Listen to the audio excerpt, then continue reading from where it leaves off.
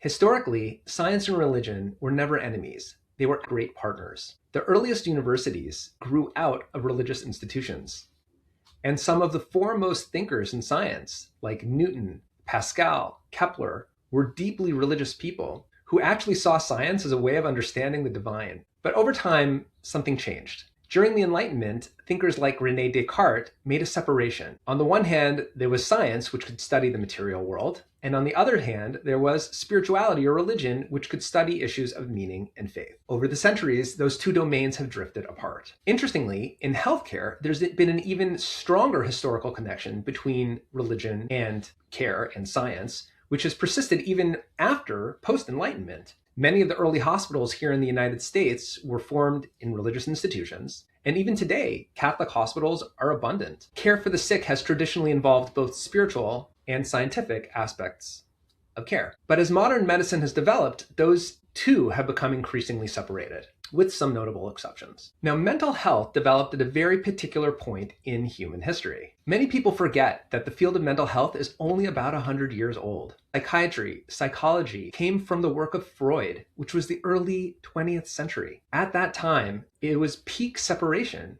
between science and faith. So it was at the dawn of the field that Freud famously said that religion and spirituality are neurosis or a psychosis, and certainly a defense mechanism. And that philosophy has carried forth pretty much ever since within the field of mental health. For much of the last century, the topics of spirituality and religion have basically been ignored by mental health science. But history has a natural way of correcting our blind spots. While the science of mental health and the clinical practice largely cast spirituality aside, our patients did not. People continued to turn to faith, meaning, prayer. People continued to wrestle with spiritual questions like, why is God doing this to me? And what's my purpose in this world? These spiritual phenomena occur because they are part and parcel of the human condition for many people. Questions about purpose, questions about meaning, questions about suffering, questions about identity. These are on people's minds, and many of them have spiritual approaches. Over time, the simple fact that human beings do use spirituality, especially when grappling with mental health,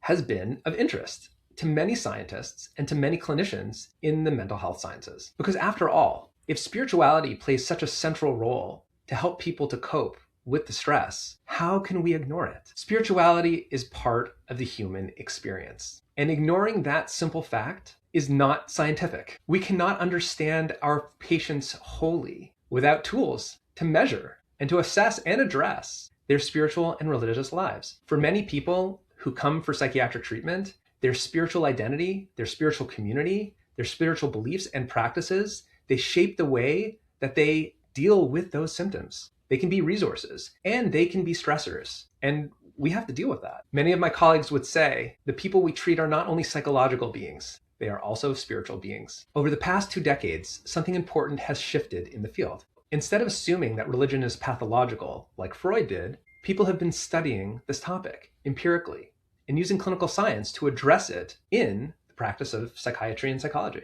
People are asking questions like, how do people use spirituality to cope? What are the effects of that? Are there impact of belief and practice and community on mental health? And can spirituality and religion be used in the treatment process to help people coping with the stress? It turns out there are some great answers to these questions. What has emerged is a serious and a growing body of literature, a venerable body of science and clinical innovation to address the topic of religion and spirituality in the field of mental health. I recently had the amazing opportunity to direct a Harvard Medical School CE conference on spirituality and religion and mental health. For 2 full days, scholars and clinicians presented their research and their clinical approaches to over 200 registrants from around the world. We had participants from Australia, from Singapore, from all over Europe, and of course, here in the United States. And the reason is simple. Mental health is about understanding suffering